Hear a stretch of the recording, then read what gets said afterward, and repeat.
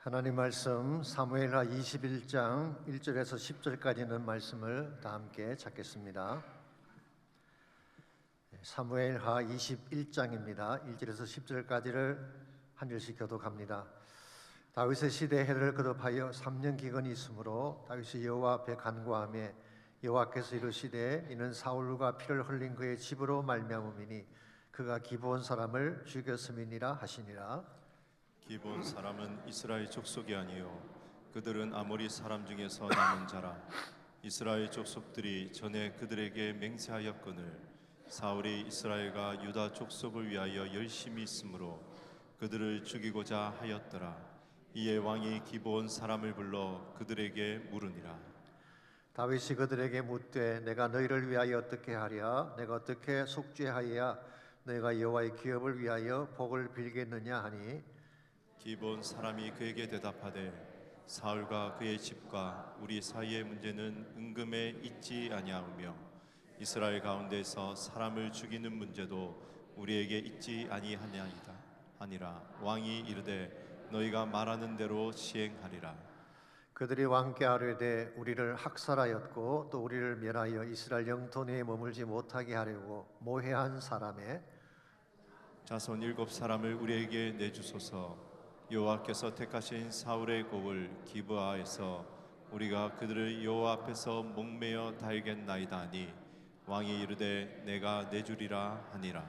그러나 다윗과 사울의 아들 요나단 사이에 서로 여호와를 두고 맹세한 것이 있으므로 왕이 사울의 손자 요나단의 아들 모이보셋은 아끼고 왕이 이에 아야의 딸 리스바에게서 난 자 곧 사울의 두 아들 알모니와 무비보셋과 사울의 딸 메랍에게서 난 자 곧 무홀라 사람 바르실레의 아들 아드리엘의 5 아들을 붙잡아 그들을 기브온 사람의 손에 넘기니 기브온 사람이 그들을 산 위에서 여호와 앞에 목매어 달매 그들 7사람이 동시에 죽으니 죽은 때는 곡식 베는 첫날 곧 보리를 베기 시작하는 때더라.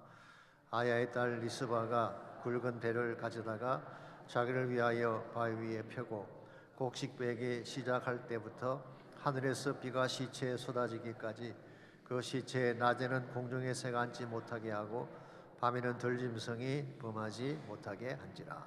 아멘. 우리가 인생을 살다 보면 모든 것이 엉켜서 잘 풀리지 않을 때가 있습니다. 그때는 문제의 근본 원인을 점검해서 잘못된 부분을 풀어주어야지 인생이 바르게 진행되는 것입니다.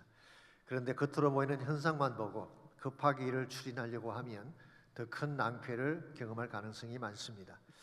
오래전에 어떤 경제 잡지에 이런 재미있는 이야기가 실린 것을 본 적이 있습니다. 인디아나주에 있는 노트르담 대학을 졸업한 젊은이가 있었습니다. 패부도 있고 진취적인 사람이었습니다만은 무엇을 결정할 때 겉만 보고 성급하게 결정하는 단점이 있었습니다. 다행히 그런 부모가 물려준 재산이 있어서 그 재산을 가지고 무엇인가 사업을 할 계획을 세웠습니다. 2가지 선택이 있었는데요. 하나는 휴스톤에 가서 부동산 사업을 하는 것이고 또 하나는 보스턴으로 가서 은행에 투자하는 것입니다. 그는 부동산 투자가 더 수익이 많다고 생각을 하고 휴스턴으로 가서 부동산에 투자를 했습니다. 그런데 그가 투자한 바로 직후에 휴스턴의 부동산이 곤두박질 치면서 가진 돈을 다 날려버리고 말았어요. 그러나 그는 포기하지 않고 열심히 일을 해서 다시 돈을 모았습니다. 또다시 2가지 선택이 주어졌는데요. 하나는 애플이라고 하는 이상한 이름을 가진 컴퓨터 회사였고 또 하나는 융자 회사에 투자하는 것이었습니다. 아니 컴퓨터 이름이 사과라니 이건 될 리가 없다 생각을 하고 융자 회사에 투자를 했습니다. 근데 그 해에 미국 전역의 금융사업이 도산하는 바람에 다시 빈털터리가 됐습니다. 크게 낙심한 청년이 고향으로 돌아가기로 작정을 하고 비행기표를 알아보는데 역시 2가지 선택이 있었습니다. 하나는 유나이티드 에어라인스이고 또 하나는 이스턴 에어라인즈라는 비행기였습니다. 그런 이스턴 에어라인즈의 티켓을 샀는데요. 이튿날 공항에 나가 보니까 간밤에 그 항공사가 파산을 해서 비행편 자체가 없어지고 만 것입니다. 이제 어떻게 해야 하나 하고 있을 때에 마침 2인승 경비행기 한 대가 자기 고향인 인디아나로 간다고 해서 사정을 해서 그 비행기에 탔습니다. 그런데 그 비행기가 도중에 폭풍우를 만나서 추락하게 됐습니다. 그래서 2사람은 할 수 없이 비행기 안에 있는 낙하산을 하나씩 메고 비행기에서 뛰어내렸는데 그 청년이 메고 뛰어내린 것은 낙하산이 아니라 배낭이었다고 합니다. 물론 이것은 혼자 결정하지 말고 경제 전문가에게 상의해라, 이것을 알리기 위해서 경제 잡지가 실은 스토리 같습니다만은, 여러분 인생이라고 하는 것이 뜻대로 되지 않을 때가 참 많습니다. 나름대로 열심히 했지만 무엇인가가 엉켜 있어서 좋은 결과가 나오지 않는 케이스가 흔히 있는 것입니다. 그때 우리가 무작정 뛰기만 한다고 되는 것이 아니라 잠깐 멈추어 서서 어디에 문제가 있는가를 점검하고 잘못된 것을 처리한 후에 다시 시작해야지 바른 길로 갈 수가 있는 것입니다. 사실 우리는 잘 인식하지를 못하지만 인생이 풀리지 않을 때는 무언가 이유가 있습니다. 어딘가 막힌 것이 있기 때문에 인생이 펼쳐지지가 않는 것입니다. 특별히 하나님과의 관계가 막혀있게 되면 무엇을 해도 인생은 풀려질 수가 없습니다. 하나님 모든 축복의 근원이 되시는데 하나님과의 관계에 막힌 것이 있다면 인생이 풀려질 리가 없죠. 그러므로 우리 삶이 진실로 축복된 삶이 되기를 원하고 하나님의 은혜와 축복을 누리는 인생이 되기를 원한다면 하나님과 우리 사이에 막힌 것을 풀어야 되는 것입니다. 저는 하나님과 우리 사이가 막히게 되면 인생이 성공할 수 없는 좋은 이그젬플로 여호수아 7장에 기록된 아이성의 전투를 제가 소개할 수가 있다고 생각합니다. 아신대로 이스라엘 백성이 가나안 땅을 정복할 때의 첫 번째 성이 여리고 성이었죠. 이 성은 난공불락의 요새였습니다. 고고학자들에 의하면 이 성을 점령하려면 최소한 수개월은 걸려야 될 정도로 큰 성이었다고 하는데요. 이스라엘이 며칠 만에 그 성을 점령했나요? 단 7일 만에 그 성을 무너뜨렸습니다. 그리고 그 다음 성이 아이성이었습니다. 이 아이성은 여리고와 비교했을 때에 성의 규모도 훨씬 작았고 군사들의 숫자도 많지 않았습니다. 그렇기 때문에 그 성을 정탐한 사람들이 백성이 다 올라갈 필요가 없습니다. 2-3천 명이면 충분합니다 라고 보고를 한 것이죠. 물론 이것은 잘못된 태도였습니다마는 어쨌건 아이성이 이스라엘의 군사력에 비추어 보았을 때 훨씬 작았던 것은 사실입니다. 그럼에도 불구하고 어떤 결과가 나왔습니까?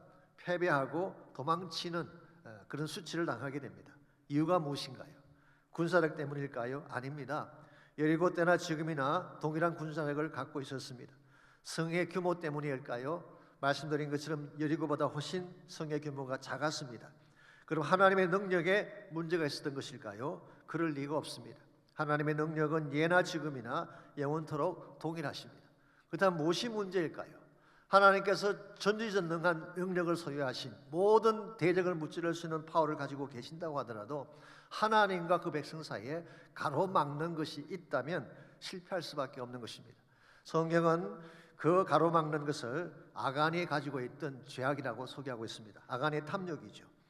하나님께서 분명히 여리고 성을 점령할 때에 성 안에 있는 모든 것을 다 불태우라라고 명령하셨는데 아간은 전리품을 챙겼습니다. 그리고 자신의 장막 안에 숨겨두었죠.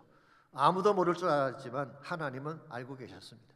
이 숨겨진 아간의 범죄가 온 이스라엘의 승리를 가로막은 것입니다.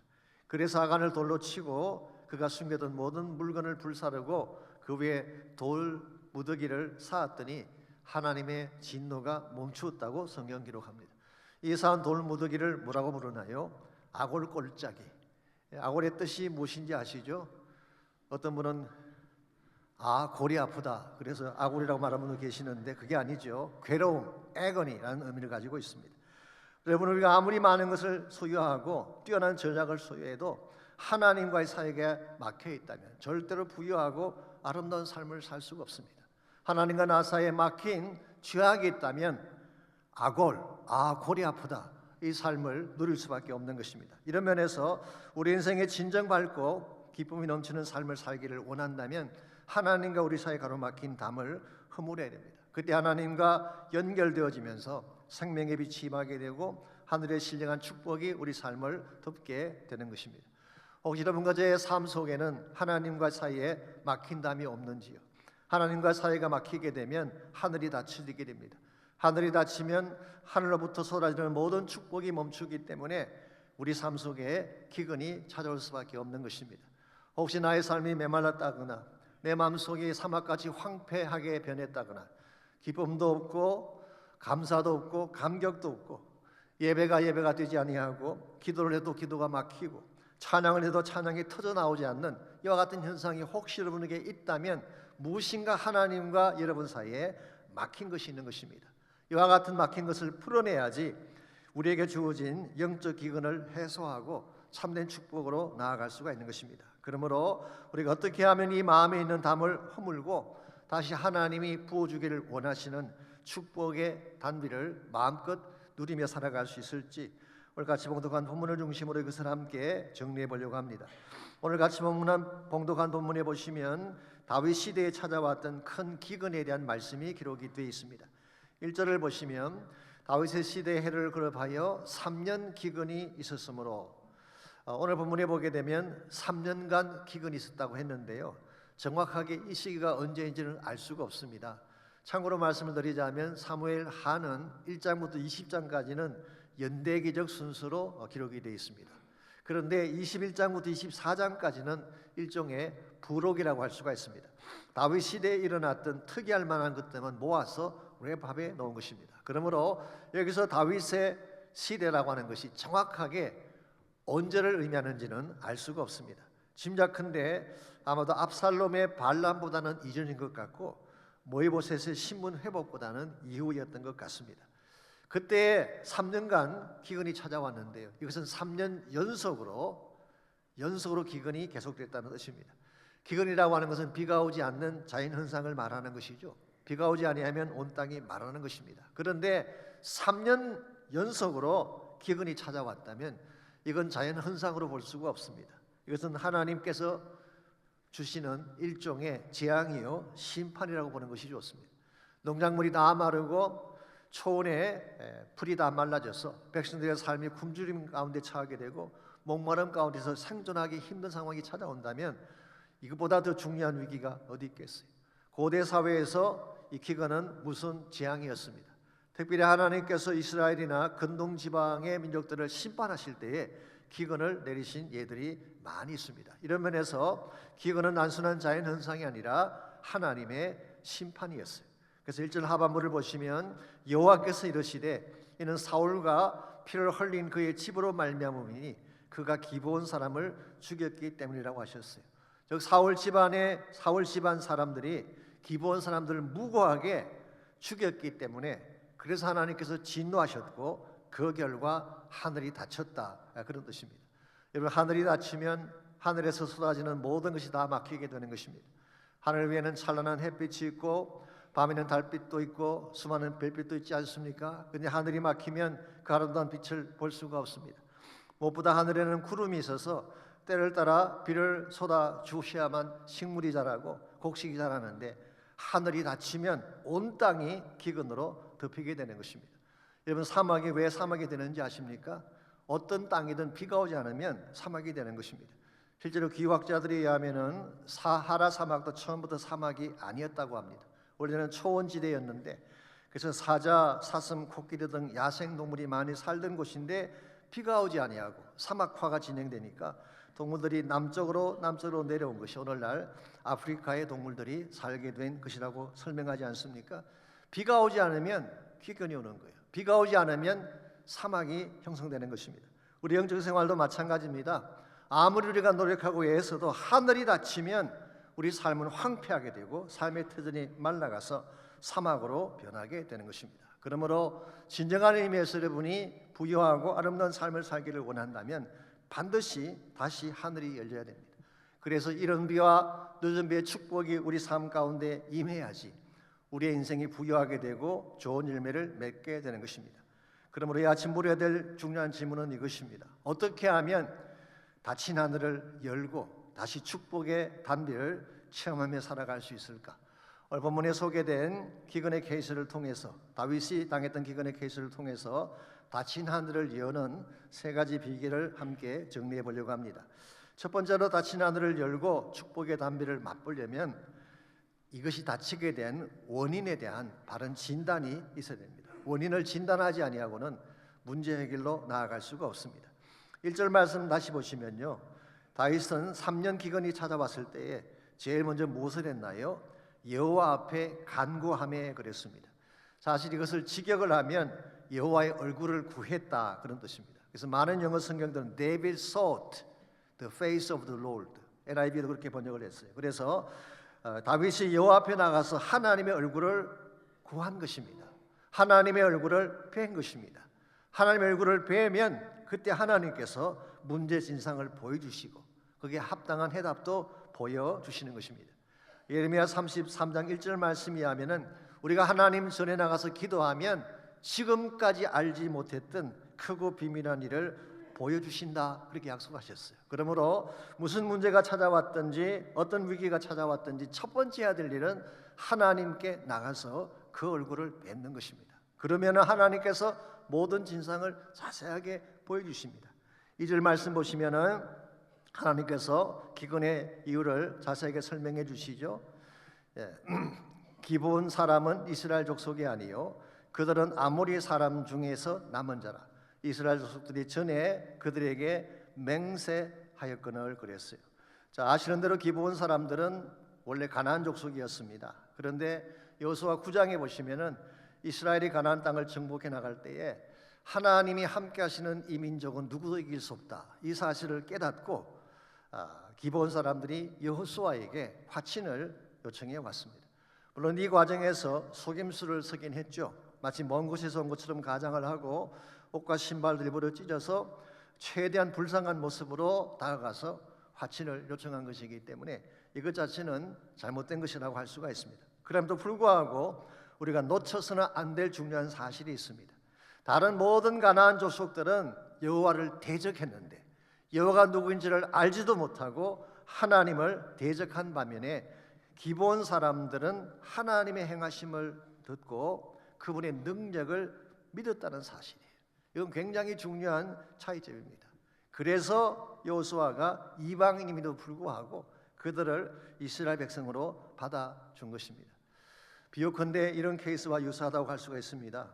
신학교에서 설교학 시험을 보았는데 한 학생이 너무 설교를 잘하는 것입니다.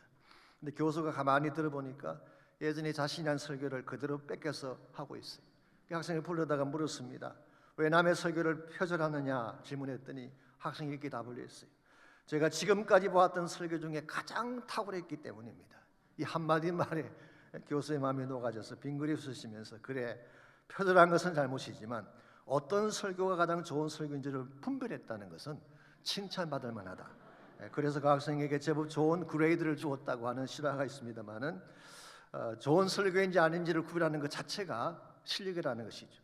유사한 원리로 다른 가나안 족속들은 여호와를 알아보지 못하는데 하나님이 진짜라는 사실을 알아보았다는 것은 대단한 믿음이 아닐 수가 없습니다. 그래서 여호수아는 그들과 죄악을 맺고 그들을 해치지 않은 것입니다.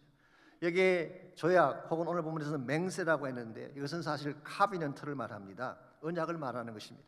비록 그들의 혈통은 이방인이었지만 언약을 체결하는 순간 그들은 하나님 안으로 들어오게 되는 거예요. 하나님과 한 식구가 되는 것입니다. 그래서 기브온 사람들에게 성막에서 나무 패고 물 길는 일을 맡겼어요. 그리고 성막을 섬기는 이 사역을 하면서 지금까지 살아왔는데 사울이 이 사람들을 무고하게 처형을 한 것입니다. 이것은 잘못된 것입니다. 어떤 이유로도 정당화할 수 없는, 물론 사울은 그렇게 생각했죠. 오늘 본문에 나와 있는 것처럼 우리 2절에 보시게 되면 사울이 이스라엘과 유다 족속을 위하여 열심히 있으므로 그들을 죽이고자 했다. 이 말의 뜻은 뭐냐고 하면은 유다와 이스라엘의 순수한 혈통을 지키기 위해서 이방인들을 제거하려고 했다, 그런 뜻이에요. 얼핏 보게 되면 일리가 있는 것처럼 보일지 모르지만 이것은 잘못된 것입니다. 첫째로 기브온 사람들이 언약을 체결하기 전이었다면 죽이는 것이 가능합니다. 신명기 7장에 보게 되면 가나안 족속을 다 멸절하라고 말씀하셨기 때문에. 그런데 오늘 본문의 케이스는 이미 언약을 체결한 이후에요. 언약을 맺었다면 이제 하나님의 한 식구가 됐는데 이 사람들을 죽이는 것은 잘못된 것입니다. 만일의 혈통만을 이야기한다면은 라합은 왜 살려두었어요? 라합이 이스라엘 사람이었나요? 아니죠. 여리고성에 살고 있던 기생이었습니다. 그런데 살려주었잖아. 룻도 마찬가지죠. 룻은 모압 여자였습니다. 라합이나 룻은 다 이방 여자였어요. 그럼에도 불구하고 그들은 생존했고 나중에 메시아의 라인에 중요한 역할을 하게 되죠. 뿐만 아니라 이스라엘이 출애굽할 때에 많은 이방인들이 함께 따라 나왔어요. 그러므로 이미 이스라엘 안에도 이방인들이, 여호와를 경외하는 이방인들이 함께 살았는데 사울이 이제 와서 순수 혈통을 빙자해서 그들을 죽인다는 것은 말이 안 됩니다. 이것은 인종차별적인 행위요, 결코 신앙적인 행위라고 볼 수가 없습니다. 두 번째로 이들을 죽인 동기가 마땅치가 않습니다. 이들을 살해한 사건이 언제 일어났는지는 정확히 알 수가 없어요. 그렇지만 많은 구약 성경학자들은 이렇게 제시합니다. 아마도 사울이 노베에 있는 제사장들을 학살할 때, 그때 기브온 사람들을 죽였을 가능성이 많다. 사무엘상 22장에 보시면은 다윗을 도왔다는 한 가지 이유 때문에 노베에 살고 있는 제사장 85명을 살해하는 그런 끔찍한 일을 자행했죠. 그 당시 성막이 노업 지역에 있었습니다. 그래서 거기에 제사장들이 있었는데 85명을 다 죽였어요. 그때 노베에 살고 있던 남녀와 젖 먹는 아이들과 심지어 소와 양까지 다 죽였다고 했어요. 그러므로 그 성막에서 일하고 있는 기브온 사람들을 그냥 살려두었을 리가 없죠. 아마도 그때의 기브온 사람들을 학살했을 가능성이 많습니다. 이와 같이 참혹한 일을 당했지만 기브온 사람들은 누구에게도 감히 항거할 수가 없었어요. 왜냐하니까 남의 땅에 빌부터 살고 있는 족속이고 너무나 미약한 존재들이었기 때문에 감히 항거조차 못한 채 수십 년 동안 엉어리진 가슴을 안고 살아왔는데, 그런데 하나님이 그들의 아픔을 본 것입니다. 그리고 그들의 엉어리진 것을 풀어주시고자 하는 것이 오늘 본문에 소개된 재앙의 사건, 기근의 사건입니다. 여러분, 하나님은 작은 자의 아픔에 귀를 기울이시고 그 우람을 신원해 주시는 분인 줄 믿습니다. 그러므로 아무리 연약한 자일지라도 하나님은 그들의 아픔을 돌보시고 그들의 아픔에 귀를 기울이셔서 그들의 모든 억울함을 갚아주시는 하나님. 이거는 본문이 소개하고 있는 이번에 기근이 일어나게 된 근본 원인이라는 거예요. 이 정확한 원인을 규명하지 아니하고 무작정 일만 추진한다면 이건 대단히 무모하고 잘못된 것입니다. 여러분이 병을 바르게 치료하려면 제일 먼저 뭘 해야 돼요? 진단을 바로 받아야지. 바른 진단을 받고 치료를 받아야지. 진단 없이 그냥 아무 곳이나 잘라내게 되면 큰일이 생기게 되는 거죠. 그러므로 가장 중요한 것은 모든 문제가 생긴 근본 원인을 규명하는 것입니다. 오늘 본문의 경우 아마도 사울의 잔혹함이나 분노나 안갚음의 마음이 하늘의 문을 닫게 된 원인일 가능성이 있습니다. 혹은 사울이 가지고 있던 파라노이드, 이 집착 정세 같은 것 때문에 이 모든 악한 일을 자행했을 가능성이 있죠. 이 모든 걸 한마디로 뭐라고 말할 수 있을까요? 죄라고 말하는 것입니다. 즉 죄가 결과적으로 하나님과 그 사이를 갈라놓았고 이 죄가 하늘의 문을 닫고 단비가 멈추게 한 것입니다. 오늘 우리 인생도 마찬가지입니다. 우리 인생에 무엇인가가 풀리지 아니할 때에 하나님과 나 사이에 자백하지 않는 죄가 있다든지 불순종한 것이 있다든지 또 믿지 않는 불신앙의 마음이 자리 잡고 있다면 우리의 인생은 풀려질 수가 없는 것입니다. 그래서 문제가 생겼을 때 여러분은 여러분 자신을 먼저 점검해 보셔야 돼요. 하나님 앞에 나가서 혹시 내 안에 죄가 없나, 나에게 문제가 없나, 이걸 먼저 체크업을 해야 됩니다. 일반적으로 사람들은요, 문제가 생기면 대부분의 경우는 남의 탓을 하려고 하죠. 핑계를 대려고 합니다. 그런데요, 보편적으로 문제는 내 안에 있어요. 그래서 하나님 앞에 나가서 나의 안을 들여다보게 되면 나의 진정한 문제를 발견하게 되고 그때 치유가 시작되는 것입니다. 가정에 문제가 생겼을 때 진단을 바로 해야 됩니다. 아이들이 빗나간다든가 혼자서 울고 있을 때에 그 아픔의 원인을 바로 알아야지 그들을 도와줄 수가 있는 것입니다. 저는 교회도 마찬가지라고 생각합니다. 오늘날 한국이나 미국에 있는 많은 교회들이 디클라인하고 있는 정치 현상을 경험하고 있다고 말하지 않습니까? 교회가 다시 교회 되려면 뭐가 필요할까요? 교회가 같이 디클라인하고 침체되어지고 막히게 된 데는 뭔가 이유가 있지 않겠어요? 이걸 풀어야지 다시 교회가 교회다워질 수가 있는 것입니다. 얼바인에 가시면은 메리너스 철치라는 큰 대형 교회가 있습니다. 그 교회 담임 목사님이 에릭 가이거라는 목사님인데요. 이분은 원래 우리 서던 베프티스트 목사입니다. 서던 베프티스트 세미나리에서 공부를 하신 분인데요. 이분이 쓴 그 심플 철치라는 책에 보게 되면 현대 교회가 교회답지 못한 이유를 그는 영적 컨제션이라는 단어, 컨제션. 그게 뭐냐고 하면 코가 막힌다든가 컨제션이 일어난 것이죠. 혹은 아침에 그 출근 퇴근 시간에 트래픽 잼이 되는 게 컨제션이죠. 이 막힌 것을 뚫어주지 아니하면은 절대로 차들이 다닐 수가 없게 돼요.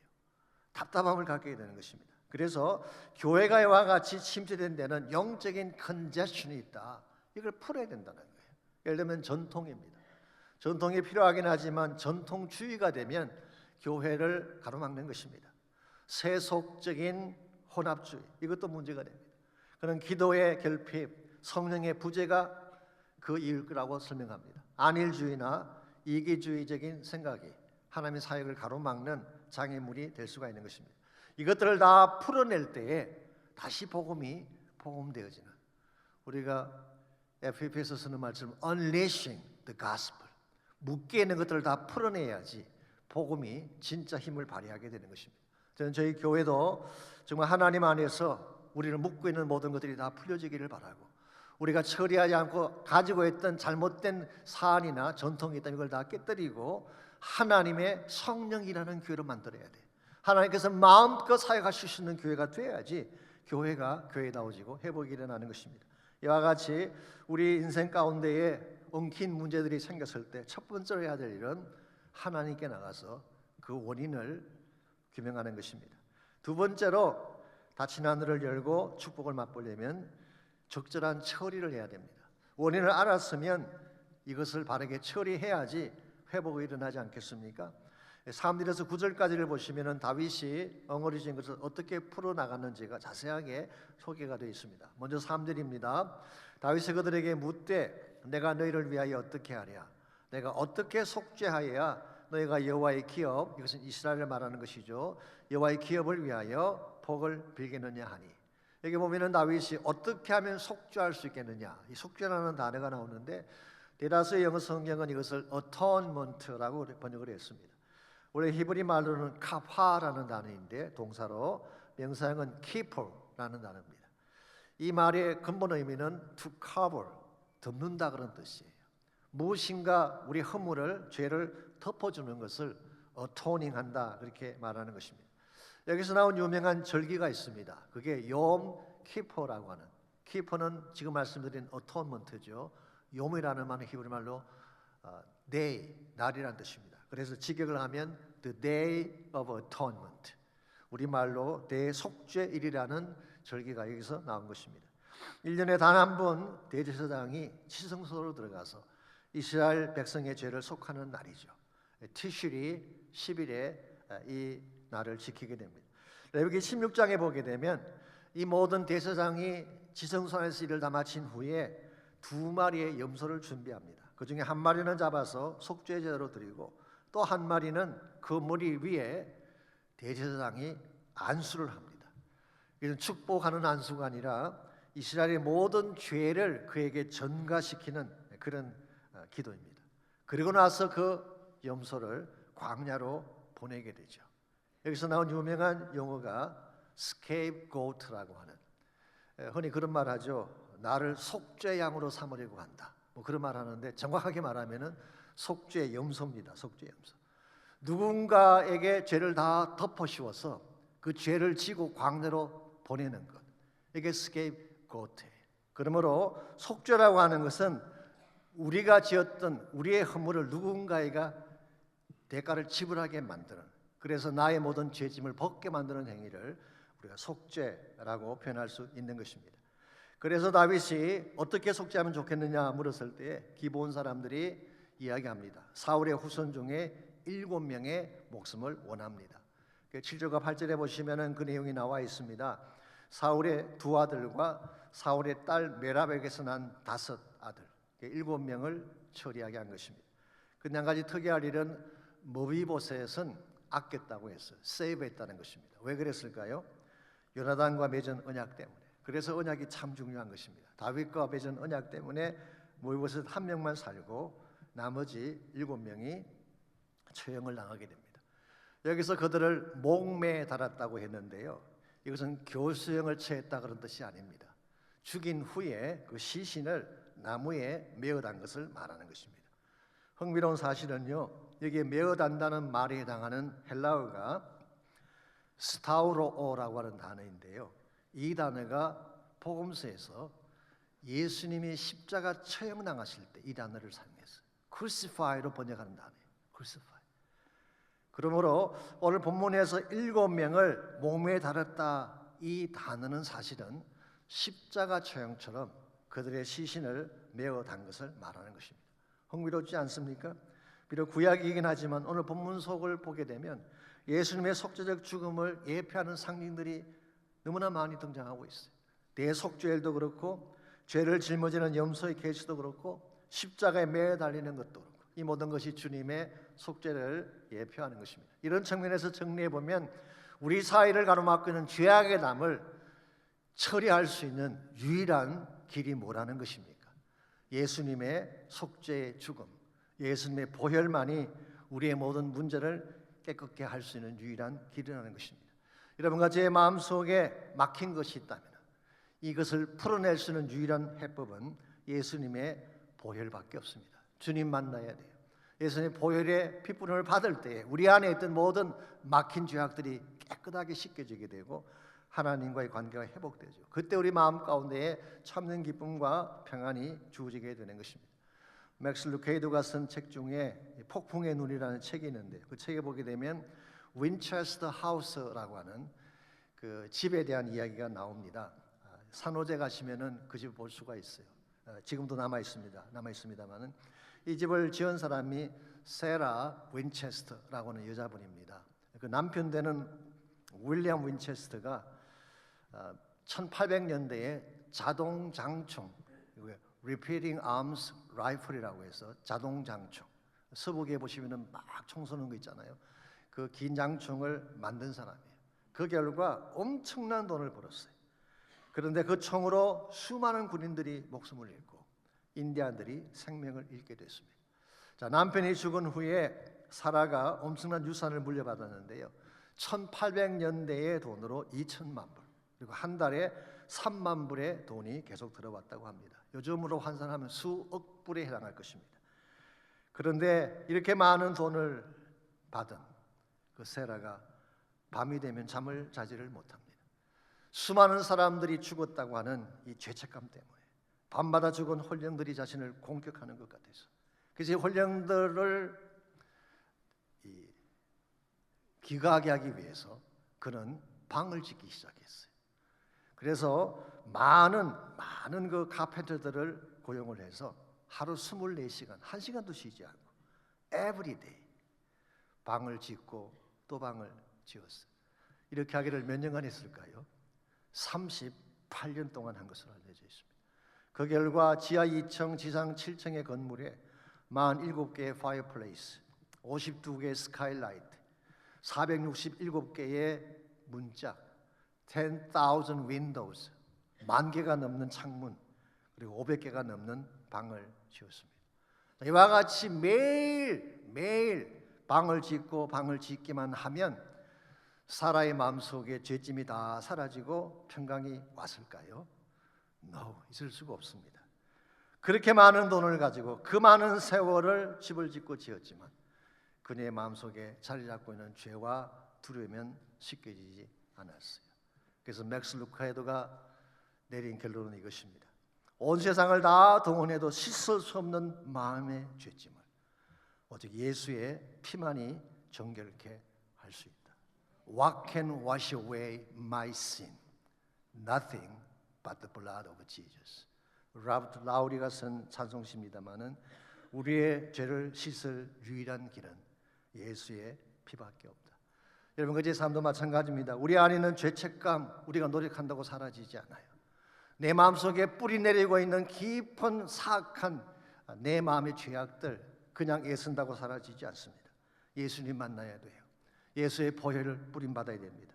주의 보혈 앞에 나가게 되면 하나님께서 예수 그리스도의 피를 통하여 우리를 정결케 하시고 깨끗게 하시고 우리 안에 있는 모든 두려움과 공포와 힘든 마음들을 깨끗게 씻겨내려 주셔서 다시 하늘이 열리게 하는 것입니다. 이런 면에서 우리가 하늘을 닫고 하늘을 열고 다시 축복의 담비를 맞으려면 1차적으로는 하나님의 얼굴을 뵈러 나가야 돼.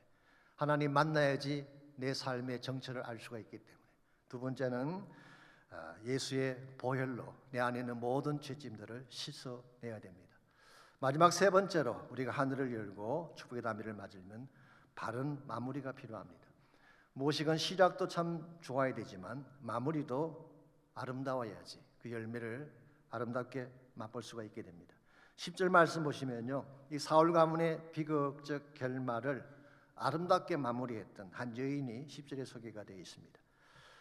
아야의 딸 리스바가 굵은 배를 가져다가 자기를 위하여 바위 위에 펴고 곡식 빼기 시작할 때부터 하늘에서 비가 시체에 쏟아지기까지 그 시체에 낮에는 공중에 새가 앉지 못하게 하고 밤에는 들짐승이 범하지 못하게 한지라.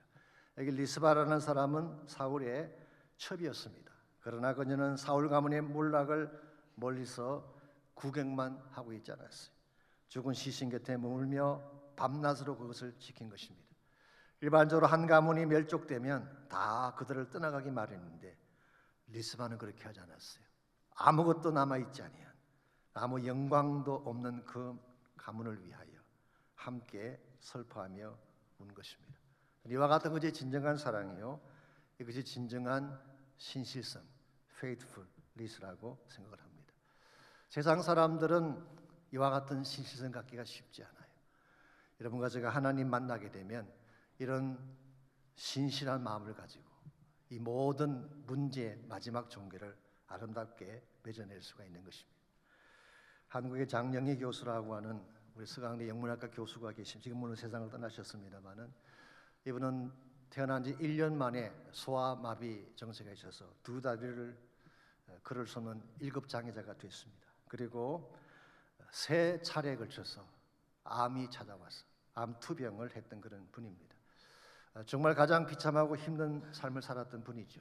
그래도 불구하고 그는 서강대학을 나오고 뉴욕 주립대학에서 박사학위를 받고 다시 모교로 돌아가서 영문학 교수를 하다가 2009년도에 세상을 떠났습니다. 우리는 그분의 스토리를 볼 때마다 아름답고 또 귀한 것만 보지만 실제로 그 내면을 들여다보면 우리가 상상조차 할 수 없는 고통과 아픔이 그분에게 있었던 것을 발견할 수 있습니다. 자기다만이 겪을 수 있는 아픔, 때로는 거절당하기도 하고 또 사람들에게 멸시당하기도 하고 심지어는 초청이나 어떤 입학도 거부되어지는 이런 어려움을 겪었던 사람이에요. 그런데도 불구하고 이분이 쓴 책 살아온 기적, 살아갈 기적이라는 책에 보이는 그분은 이런 말씀을 인용하고 있습니다. 돕는다는 것은 우산을 들어주는 것이 아니라 함께 비를 맞는 것입니다. 정말 누군가를 도와준다는 것은 멀찍이 서서 우산을 받쳐주는 정도가 아니라 그 고통의 비를 함께 맞는 거예요. 이것이 진정한 사랑이라는 것입니다. 여러분이 가장 힘들어하고 아파하며 울 때 여러분과 함께 고통의 비를 맞아줄 친구가 혹시 계신가요? 그런 친구를 만날 수만 있다면 여러분의 인생에 아무리 막혀있고 답답해도 여러분 인생은 새로운 회복을 향해 나갈 수가 있습니다. 늘 말씀드리는 거지만 우리가 아파하고 힘들어할 때 내 아픔에 동참하고 그 아픔 자체까지를 담당해 주신 유일한 친구는 예수 그리스도밖에 없습니다. 그분을 만날 때에 마음속에 있던 모든 죄짐이 풀려지게 되고 마음을 억누르고 있던 모든 상처와 고통이 다 사라지게 되고 비로소 하늘이 열리고 하나님께서 준비해 놓으신 하늘의 축복의 담비를 마음껏 누리며 살게 되는 것입니다. 우리 삶이 황폐해지는 근본 이유는 다른 것에 있지 않습니다. 내 안에 있는 것입니다. 내 마음속에 막힌 것이 있기 때문에 내 마음속에 불신앙이 꽉 차 있다면, 내 마음속에 선뿌리의 바위덩어리가 들어있다면, 내 마음속에 누군가를 미워하는 분노의 바위덩어리가 가득 채워져 있다면 무엇을 해도 내 마음은 열려지지 않습니다. 예배가 막히고 기도가 막히고 감사와 찬양이 막히는 것입니다. 그러므로 이 아침 여러분과 제가 기도할 때 이 내 마음속에 있는 막힌 것들을 깨뜨려 달라고, 죄악을 토해내고 성령께서 내 마음 중심에 임재해 주셔서 나의 힘으로 깨뜨릴 수 없는 바위덩어리 같은 이 마음의 짐들을 주님께 들어 주십시오. 내 마음에 있는 모든 것들이 그리스도 안에서 성령 안에서 깨어질 때에 비로소 하늘이 열리고 축복이 나에게 임하기 시작하고 기쁨과 회복이 주어지는 것입니다. 함께 우리 기도할 때에 하나님 내 마음을 보시고 내 마음 속에 있는 죄악들을 예수의 보혈로 깨끗하게 처리해 주시고 내 마음 속에 있는 고통과 아픔과 시련과 불신앙과 불순종과 또 남을 미워했던 선뿌리의 마음들을 예수의 보혈로 깨끗하게 씻어내어 주셔서 내 마음이 맑게 하시고 하나님을 직접 배울 수 있는 깨끗하고도 순결한 나의 심령이 되게 달라고 기도하시기를 바랍니다. 아울러서 정말 나의 힘으로 움직일 수 없는 이 어려운 문제들 하나님이 개입해 주셔서 도와주시고 하나님께서 다시 한번 나의 삶의 터전에 우리 가정 가운데에 하나님이 하늘을 여시고 단비를 쏟아 부어 주셔서 우리 가정이 회복되고 자녀들이 회복되고 교회가 다시 부흥되는 역사가 있게 달라고 함께 기도하시기를 바랍니다. 함께 기도하겠습니다. 하나님 감사합니다. 저희들을 사랑해 주셔서 예수 그리스도의 보혈로 구원해 주시고 우리 안에는 억만 죄악들과 나의 힘으로 처리할 수 없는 마음의 무거운 짐들을 하나님이 다 처리해 주시니 감사합니다. 하나님 아직도 자백하지 않는 죄가 있다면 이 모든 죄를 주 앞에 자백하게 하셔서 숨겨진 나의 죄악들 마음 깊숙이 내재한 나의 모든 더러움들을 다 토해내게 하시고 성령 안에서 하나님의 말씀 안에서 새 심령을 갖게 도와주셔서 다시 하나님께서 우리에게 부어주시는 새로운 은혜와 능력을 마음껏 누릴 수 있도록 은총을 베풀어 주시오.